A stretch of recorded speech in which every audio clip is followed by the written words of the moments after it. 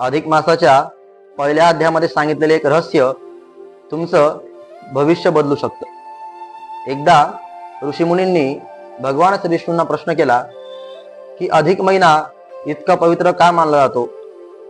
तेव्हा भगवान विष्णूंनी सांगितलं की इतर महिन्यांनी हा जो अधिक महिना आहे तो नाकारला होता, त्याला मान देत नव्हते, त्याला मलमास असं म्हणत होते। म्हणून दुःखी होऊन हा महिना माझ्याकडे म्हणजे भगवान विष्णूंकडे गेला।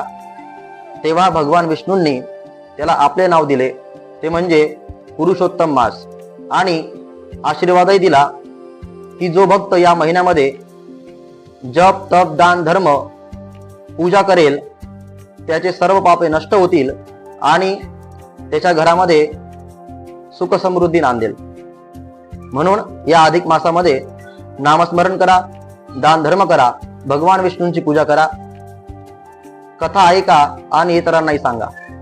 मित्रांनो, अधिक मासाचा पहिला अध्याय आपल्याला शिकवतो की ज्याला जग नाकारते त्याला भगवान स्वीकारतात।